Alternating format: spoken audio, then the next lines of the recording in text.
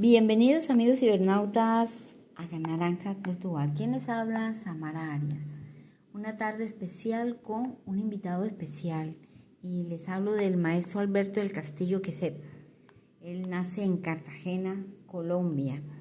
Es maestro en artes plásticas de la Universidad del Atlántico, nuestra bella universidad, de la Facultad de Bellas Artes, ¿no? Su especialidad es en pintura y es profesor experto de la Facultad de Educación Universitaria del Atlántico.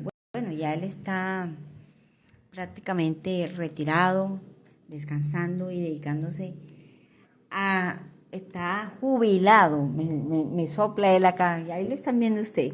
A quien le damos la bienvenida a nuestro canal y para nosotros un placer y un orgullo tenerlo en estos canales. Bueno, ¿qué te diría? Que el orgullo lo llevo por dentro a través de 76 años de vida, en donde he aportado al desarrollo de la sociedad colombiana desde la pintura, desde la academia y desde lo social, ¿no? Porque tengo una familia hermosa y he logrado momentos cumbres como los premios nacionales que he obtenido. Bueno, hay una historia que después la vamos a plantear, Samara, para hacer la parte que es la historia del grupo de arte experimental del sindicato. Del sindicato. Pero bueno, hablemos de primero de esos inicios, maestro.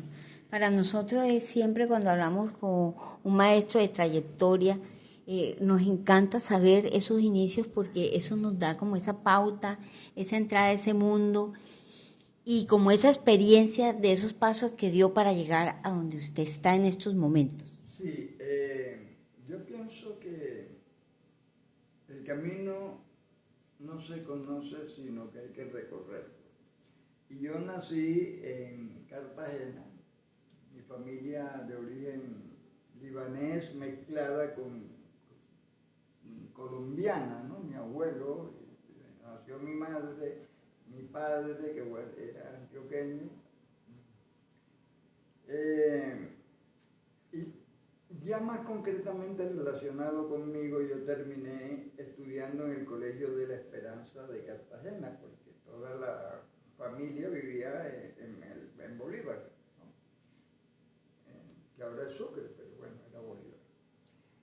Y estando estudiando en el Colegio de la Esperanza, me comencé a vincular siempre, me interesó mucho el teatro, la pintura, el arte, ¿no?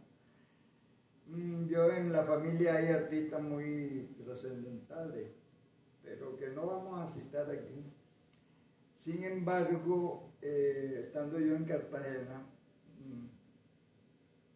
se me dio por inscribirme en la Escuela de Bellas Artes de Cartagena, que era muy académica, y habían españoles, pintores españoles como el maestro Río y esto.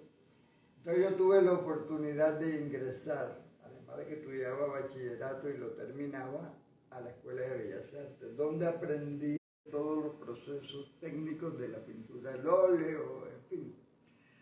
Una vez que pasó todo este periodo, entonces mi familia se trasladó a Barranquilla y con todas esas bases que yo tenía, y a partir de allí vino toda una historia y el desenvolvimiento de una práctica que tuvieron en lo personal como ahora. Yo desarrollé una obra muy individual, muy personal.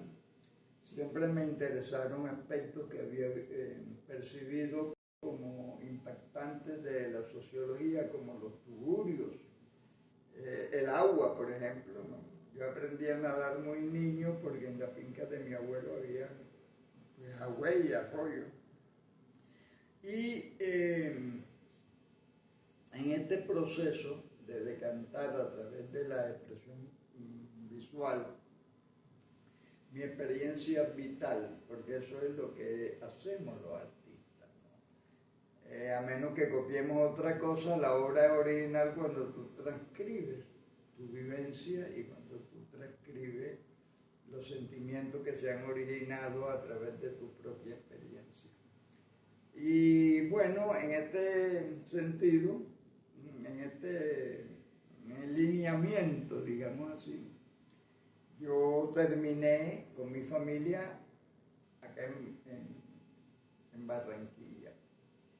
Y entonces, lógicamente, me vinculé de nuevo a la Escuela de Bellas Artes de acá de Barranquilla y he desarrollado una obra fundamentada en esos temas. El agua,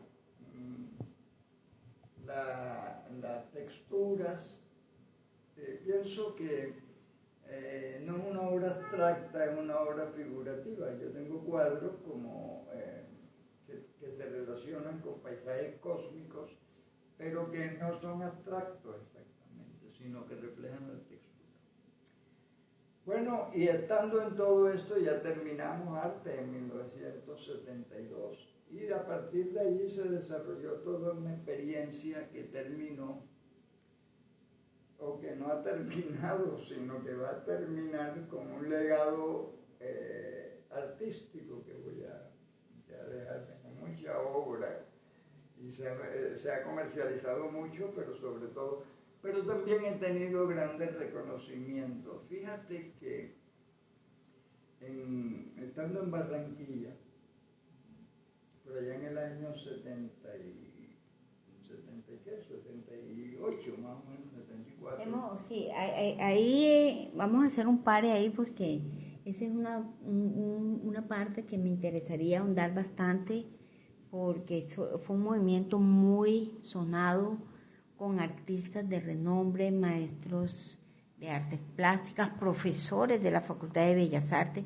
De hecho, uno de ellos, que fue el maestro Efraín Arrieta, fue maestro mío en Bellas Artes. Y estamos hablando usted fue uno de los miembros fundadores, ¿no? Sí, sí. Fíjate del grupo de experimental del sindicato, sí, 1976. Claro. Sí, porque es que yo he desarrollado mi obra individual, personal, ¿no? Como Ramiro Gómez, como Carlos Restrepo, como Efraín Arrieta la desarrolló cuando estaba vivo, o Aníbal Tobón, que fue un tipo genial, que abarcó muchas disciplinas. Pero en el año 1976, Carlos Restrepo, que estaba casado con una hija de un señor Casas, que tenía una mueblería en el centro, se llevó a Yolanda. Pero entonces el viejo lo llamó y le dijo: usted se casa con mi hija. Yo compré ahí ese espacio, ¿no? Ese edificio, ese galpón. Era un teatro de 1920 más o menos. Le ponemos ahí 20 y pico, 30, no sé, en ese periodo, que quedaba en la calle 41 entre la carrera 46 y la 50. Se le conocía como el sindicato, porque había sido sede de muchas vainas, fue salón de baile, fue, en fin, después de que fue teatro en aquella época, y terminó siendo la sede de un sindicato de navieros. Cuando nosotros, Carlos, que vivía cerca de allí, se casó, se llevó a Yolanda, porque se la llevó así. Entonces el suegro le dijo: vea, usted se llevó a mi hija, usted se casa con ella y tal. Y yo compré ahí esa bodega, y allá terminó Carlos viviendo con Yolanda en un espacio genial, que era una sala de 40 metros por 25 de ancho, y al fondo había un escenario con 4 camerinos. Y en ese momento yo tenía moto, siempre he tenido motocicleta. Ramiro también. En el fondo hemos sido un poco, no aventureros, sino que nos ha gustado pues todas estas actividades del movimiento. Y comenzamos a ir a visitar a Carlos allá al sindicato, al teatro ese que quedaba en la 41, o quedaba porque ya lo borraron. ¿Ahora qué queda por ahí? Ahí hay como unas bodegas inmensas, no sé, quedaba detrás de Caterpillar. ¿No? Bueno. Bueno, y entonces ahí comenzó otra historia. Primero comenzamos a ir a visitar a Carlos y teníamos nuestros talleres de pintura allá. Pero había tanto desecho del techo que terminamos haciendo unas obras con esos materiales y ahí comenzó la historia del grupo de arte experimental El Sindicato. Porque yo siempre he considerado que la historia del grupo de arte experimental El Sindicato es parte de la historia de cada uno de nosotros. ¿Y quiénes somos nosotros? Bueno, Efraín Arrieta, que murió, el gran maestro, profesor de la universidad, un dibujante eximio. Aníbal Tobón, un hombre ilustre en todos los sentidos, muy creativo, muy aportador, lo que Aníbal hizo por el teatro y otras prácticas creativas aquí en el Caribe y a nivel, porque él vivió en Suecia y en fin. Ramiro Gómez, Carlos Restrepo y yo, que estamos vivos y que estamos coleando y que estamos programando exposiciones aún y todo. Entonces esta historia del sindicato no la podemos desligar de nuestra vida personal. Creo que, igual que lo que yo he pintado, las esculturas en madera de Ramiro Gómez, que te podría mostrar algo que tengo, o trabajo en metal de Carlos Restrepo, son obras individuales, pero que de alguna manera tenían la semilla que nos permitió, y esa semilla era la experimentación. Es decir, más allá de la academia, encontrar nuevas maneras, nuevas formas de comunicar. Y entonces nació el sindicato, que terminó en una historia, bueno, no terminó porque el sindicato nunca va a terminar. Esta historia concluyó con alacena con zapatos.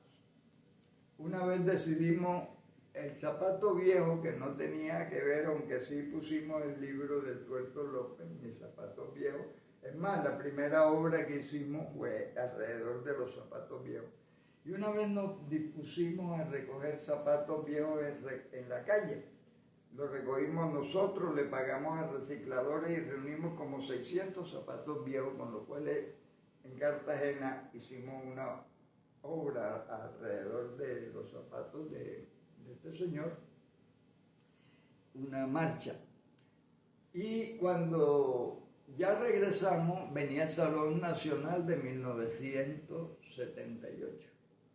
Entonces pensamos mandar eso, pero nos plantearon que era muy complicado porque el salón iba a ser itinerante y que era difícil ir armando eso. Entonces decidimos clavarlo en un mueble que Carlos tenía en ese teatro viejo del Barrio Bajo, y ahí nació la cena con zapatos. Ese es como parte de toda la historia, mi pintura y la experiencia con el grupo. Pero además de eso, yo también me vinculé desde muy joven a la academia. Uno de los grandes logros míos fue haber sido profesor emérito, profesor especializado de la Facultad de Educación y Educación Artística, con una gran maestra que la voy a mencionar ahora, que ya murió, Lucía Vélez, una antioqueña genial, que sacamos adelante. Yo diría que todos los profesores de educación artística que hay hoy en el departamento lo formamos nosotros, en la Facultad de Educación, en la licenciatura en Educación Artística. Y es un legado que yo sé que tengo, que es intangible, pero que está ahí. Además de esto, pues mi obra y sobre todo la familia. He contado con la presencia a mi lado, o yo a su lado, de una mujer maravillosa que se llama Gloria Inés Londoño Ariza. Ella es licenciada en educación, tecnóloga en ayuda educativa, y maneja toda esa cuestión relacionada con la imagen y bueno, y la reproducción de materiales. Aún está trabajando, pero creo que fue fundamental porque además de que ha sido mi compañera durante 30 y pico años, De ahí nació lo más bello que ha podido nacer, que fue Perla, nuestra hija, y de ahí nació con Brian, mi yerno, Elena, que es una gran alegría en mi vida. Entonces, si yo lo evaluara, yo creo que ha sido una vida exitosa en todos los sentidos, porque me siento complacido con que voy a dejar un legado artístico que, entre otras cosas, tengo mucha obra, además de que se ha vendido mucho y hay catálogos y todo eso. Y no es que me preocupe, pero bueno, y me imagino que alguien se responsabilizará de todo este tipo de trabajos que son respaldados, porque tanto la obra de Carlos Restrepo, de Ramiro Gómez, a quien te invito que entrevistes, y la mía, está respaldada por un Premio Nacional de Arte de 1978. Premio Nacional de Arte. Aquí está primer gran premio en el Salón Nacional de Colcultura en 1978, que es el que nos habla en Bogotá. Primer premio en el segundo Salón Regional de Colcultura. Sí, o sea, fueron dos. No, primero participamos en el Salón Regional. En ese momento ya se habían diversificado los salones y hacían salones regionales. En el Salón de la Costa, que fue aquí, nos ganamos el primer premio, y después de esa obra fue a Bogotá, fue al Salón Nacional ya global y nos ganamos el Premio Nacional de Arte. Es interesante porque no es que uno se crea, no, soy premio, pero si se mira bien, los Premios Nacional de Arte en Colombia, Alejandro Obregón, Enrique Grau, en fin, ¿no? O sea, son cosas que nosotros como artistas que todavía estamos vivos y vigentes, porque, bueno, ya tengo 76 años, no sé qué va a pasar, lo que sí sé que hemos aportado a la historia del arte de Colombia, hemos construido desde lo social y a través de la educación cantidades de opciones para jóvenes y para gente. Y eso me llena de orgullo. Además de esto, las exposiciones y la hoja de vida que tenemos, o que yo tengo en el caso particular, porque es que yo no puedo desligar la historia del sindicato de mi trabajo. Ha dejado como 6 catálogos, estamos en la colección del Museo de Arte Moderno de Bogotá, estamos en varias colecciones importantes de Colombia, y en los libros que se están escribiendo, como el de Halim Badawi, que se llama Una historia urgente del arte de Colombia, no sé, y en varios libros, pues ya está registrada toda esta historia. Ahora, esto cada vez me vuelve más humilde y no prepotente, en el sentido de que no. Simplemente creo que la mayor satisfacción es haber aportado al desarrollo del arte en Colombia. Y esto es muestra de lo que hablan. Por ejemplo, el maestro Eduardo Marcel Daconte, que hace una semblanza muy hermosa. Es larga, pero yo voy a coger lo primero que dice. Lo que más impresiona en la obra de Alberto Castillo es su interés en desentrañar para la imaginación el misterio de esos paisajes cósmicos que tanto han interesado a los seres humanos desde tiempos inmemorables. Habla usted de la naturaleza, salvavidas. Hace un rato estábamos viendo obras que usted tiene acá de su colección privada, no solamente dimensionales, cuadros, sino esculturas. Y yo le preguntaba, ¿qué le motivó, por ejemplo, a su lado izquierdo? Tiene una obra que yo creo que vamos a... Maestro, ¿será que la mostramos? Póngase, claro, por supuesto. Mostrémosla. Y eso yo decía, ¿qué le motivó esta obra? Porque me parece que es una obra bastante impactante y es una escultura, ¿no? Entonces, yo quiero que usted nos dé la respuesta aquí en este momento, lo que me dijo hace un momento. Pues fíjate que la mejor definición me la dio mi nietecita de 2 años, cuando vio la obra y dijo, ¡ay, el bebé! Y se puso a llorar. Porque ese bebé, que es un maniquí de niño, y yo lo convertí en un lenguaje que transcribe el maltrato infantil. Es que es impresionante lo que está pasando y ha pasado y sigue pasando con los niños. Esta obra, como tú la ves, está compuesta, bueno, primero que todo es blanca y pura y tiene abajo en el fondo. Si quiere la coge nuevamente. De bebés pequeñitos. De bebé pequeño, sí. Pero sobre todo está amarrada, atada, sacrificada, torturada con un alambre de púa dorado.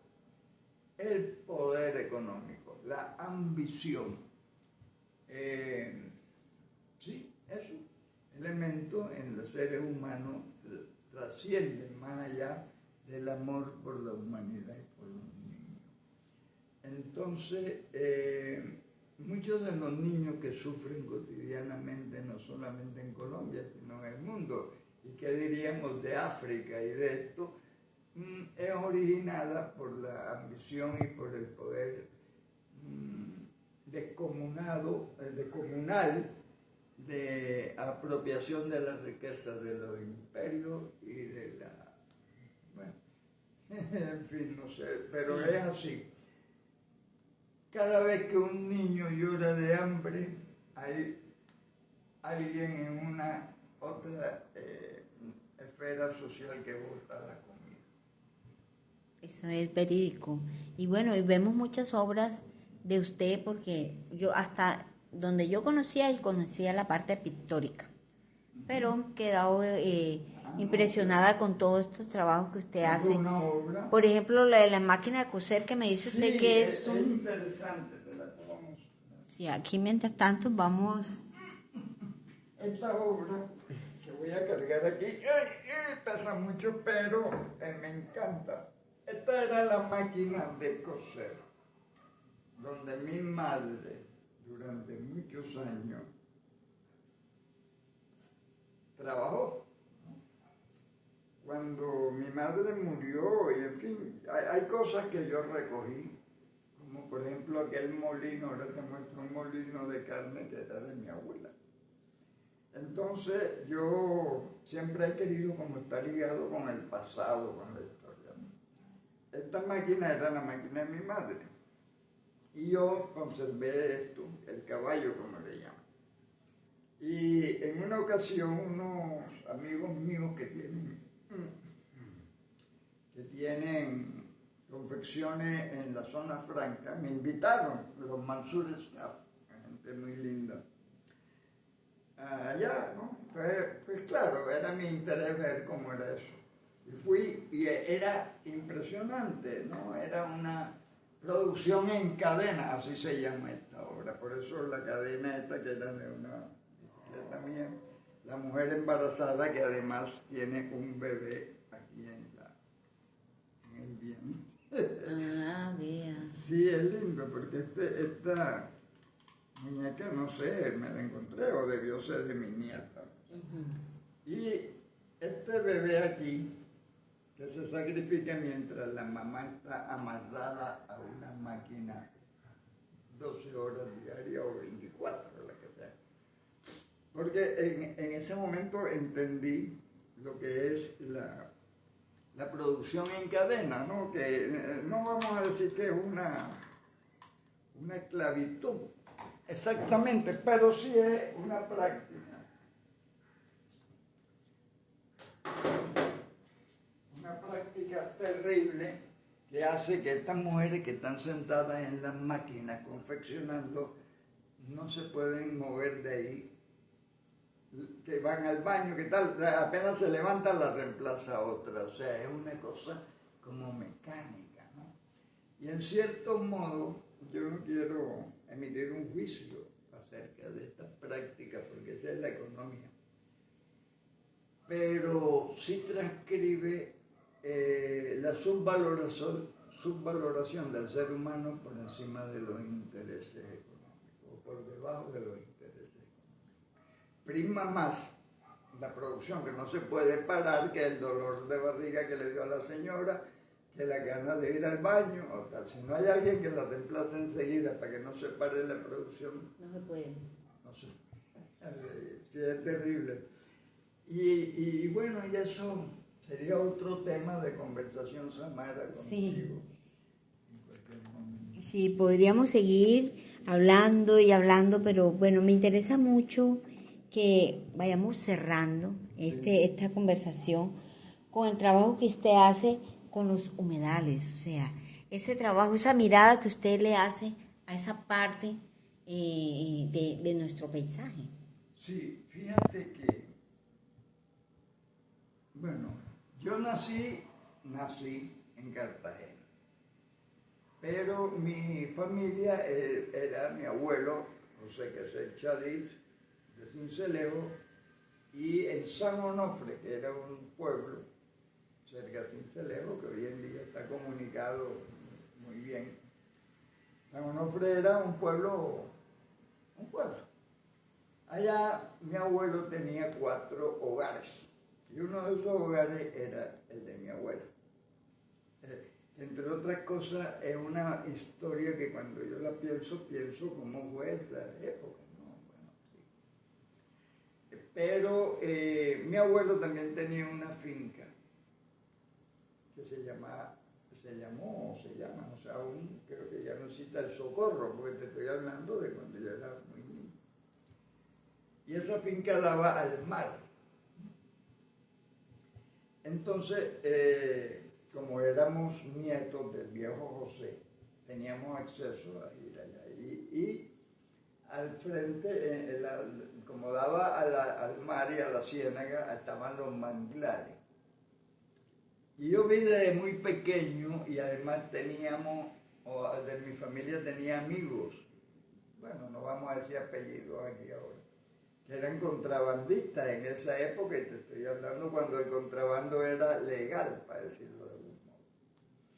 Entonces venían los barcos en verrugas, se fondeaban aparte, y en canoas, en canoas, porque no había, llevaban el contrabando y lo metían en los manglares.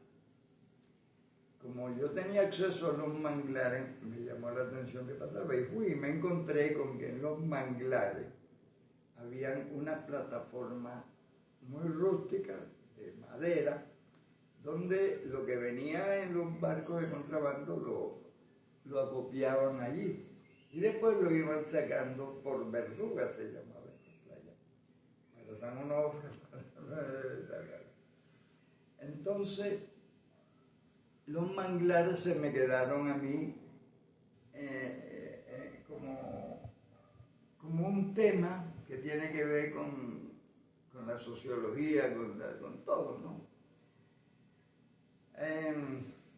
Además de eso, cuando yo ya estaba por acá, que iba de aquí a Santa Marta, por ejemplo, que nosotros lo hemos podido hacer gracias a la deidad, yo no sé, bueno, a nuestro trabajo. Entonces yo vi la tragedia que hubo aquí en la ciénaga de Mallorquín, cuando por haber hecho la carretera no dejaron los box cover para que el agua de mar pasara a la ciénaga, y se secaron. Fue terrible, te cuento, ¿no? Entonces yo creo que ahí nació mi interés, más que en aquella época de los manglares, que era más anecdótica, ¿no? Y fue cuando se secaron los manglares estos, que están en la carretera para ir de aquí a Santa Marta, Ciénaga. Sí. Eso fue producto de una estupidez administrativa o lo que sea, o de ingeniería, porque no dejaron que el agua pasara para la ciénaga. Y se secaron. Después arreglaron el cuento, y entonces ya los manglares volvieron a revivir. Y fíjate que ese mismo error se cometió aquí en la prolongación de la vía 40, hasta la playa, ¿no? También tiraron la carretera. Yo tengo un amigo muy querido, muy amigo mío, no podemos decir ahora el nombre aquí, un médico guajiro muy importante que tiene una vaina allá, una finca. Y cuando tiraron la carretera hasta la playa, tampoco hicieron los box cover para que el agua pasara a oxigenar la ciénaga. Y se comenzaron a morir los manglares. Entonces, pues ahí sí ya intervine yo más, ya no fue hace nada, hace que 6 años. Sí. Ya, gracias a Dios, bueno, entonces tuvieron que reventar para hacer los pases de agua. Pero la lectura que uno hace de eso es cómo los intereses económicos de los programas y de los proyectos estatales caen en manos de gente estúpida, gente que antepone el beneficio personal a la vida y a la naturaleza, porque fue increíble, se estaban muriendo. No vamos a decir Humberto, porque no vamos a decir el apellido tampoco, que tiene una finca allí, me decía, es que es increíble, ¿cómo van a tapar? No, porque el agua que entra oxigena la ciénaga. Y además de eso hay algo peor, y es que en esos pases de agua del mar a la ciénaga es donde se crean los peces. Los peces ni se aparean ni nada en el mar, eso no lo sabe la gente. Tienen que pasar a través, por eso en las playas, cualquier playa, tú ves que hay unos canales de agua de mar que por la noche se meten. Es la sabiduría del universo. En esas corrientes que se meten, los peces pasan, se aparean y procrean allá y después regresan allá. Cuando entendamos esto, entonces, bueno, podremos decir, oye, qué linda es la vida. Oh, qué mensaje tan hermoso para este cierre y qué historia o enseñanza nos deja usted, porque cuando eso que acaba de decir, cuando aprendamos eso, yo creo que ahorita aprendimos mucho, porque no lo sabíamos de pronto, esa parte de cómo el ecosistema, cómo la vida se renueva a través de... Repito de nuevo, los peces del mar no procrean ni se juntan en el mar, pasan al agua dulce de la ciénaga y allí se procrean y allí nacen y regresan al mar. Por eso es tan importante en las playas de cualquier... No, tú vas caminando por las playas en Boca Grande, en Miami, a donde sea, y hay una zona en donde te tiene, si llevas zapatos te lo tienes que quitar para pasar. Y la gente dice, no joda. No, es que eso por la noche se llena de agua y es cuando se da la posibilidad del milagro de la vida de los peces. Oh, qué belleza. Qué hermoso, maestro Alberto. Aquí tengo 2 catálogos magníficos, 2 catálogos, dice Alberto del Castillo, Manglar y Vida, obra reciente, ¿no? Este catálogo fue para el proyecto ganador del portafolio de estímulo para el desarrollo artístico y cultural en el distrito de Barranquilla en el 2017. Y precisamente habla de todo eso, de los manglares, sí, claro, y su obra ahí, está configurada. En alguna parte digo eso. Sí, en alguna parte. Ahí se lo paso. Ahorita te lo... Sí. Y tenemos otro acá que se llama Visiones sin Frontera, obra selecta en 45 años. Sí, es como una compilación de 45 años. Esa posición, estando yo vinculado a la Facultad de Educación, planteé el proyecto para hacerlo en el Museo Antropológico. Y aquí voy a reconocerle a un amigo mío que se llama Álvaro Tirado, que era funcionario de allá, que apoyó mucho esto. Y se hizo una gran exposición, creo que es la retrospectiva, bueno, porque ya he seguido haciendo exposiciones, pero hacer una retrospectiva en donde había obras desde el año 72 hasta este momento, creo que es importante. Aunque te voy a decir algo que realmente creo. Lo importante de los artistas, incluso los que hemos sido premios, no, que eso no importa, lo importante es que vamos a dejar un legado de lectura del universo, de lectura de la vida expresado a través de nuestra obra. Ahora, yo tengo mucha obra. ¿Qué va a pasar? Bueno, no sé, a veces pienso, proponerle a Ramiro y al otro que somos muy afines, hacer una fundación, no sé. Pero nuestros hijos no son nuestros hijos, son los hijos de la esencia misma de la vida. Y les podemos dar amor y abrigo, pero no les podemos dar nuestros pensamientos, porque en su momento ellos tendrán sus propios pensamientos.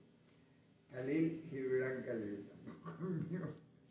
Y yo no sé qué tanto Perla, que es mi hija, abuela como es madre de mi nieta, se vaya ahí, algo va a pasar con esto. Lo único que sé es que no va a quedar en la vida. Pero también sé que, tampoco somos eternos en la vida. Por lo menos biológicamente, aunque va a quedar la obra. Así que te agradezco mucho, Samara, esta entrevista, este momento, porque es una manera también de perpetuar a través del código grabado del pensamiento y la intención. Te agradezco muchísimo. No, agradecidos estamos nosotros a través de nuestros canales de Naranja Cultural por tener esta oportunidad nuevamente con estos grandes maestros. Y bueno, yo espero la invitación con el maestro Eduardo, ¿no? No, está abierta la invitación para cuando quieran de nuevo volver. Pero también me encantaría que entrevistara a Ramiro Gómez y a Carlos Restrepo. Vamos a saludar en este momento, en la tarde, a quienes se han conectado, han estado pendientes de escucharlo, maestro. Saludamos a Javier Jiménez García. Mi amigo del alma, guitarrista y músico, dígale que lo amo, lo quiero mucho. Ahí lo está escuchando. A Vidal Carrillo Cantillo también está muy pendiente a Álvaro del Castillo, a Esmeralda Azul, y bueno, se me pierden un poquitico por acá porque en la pantalla. A todos los que han seguido la transmisión, simplemente decirle que lo más bello que hay en la vida es dar. Dar, y el amor es una ley de la naturaleza. ¿Cuándo hemos visto que los ríos se beben sus aguas? O que las plantas se comen sus flores. No. Dar y el amor es una ley de la naturaleza. Y todo lo que he hecho no me lo voy a llevar, sino que va a quedar. Va a quedar. Y ese gran legado y este gran momento también queremos que quede acá y es una coincidencia, una diosidencia maravillosa que la vida nos ha dado. Un abrazo a todos los que se conectaron en este momento a través de los canales de Naranja Cultural. Saludos a todos. Saludos. A Javi, mi gran amigo, músico, guitarrista. Y a todos. Y a todos. Dios los bendiga. Hasta un próximo encuentro a través de Naranja Samara, Cultural. aquí estamos.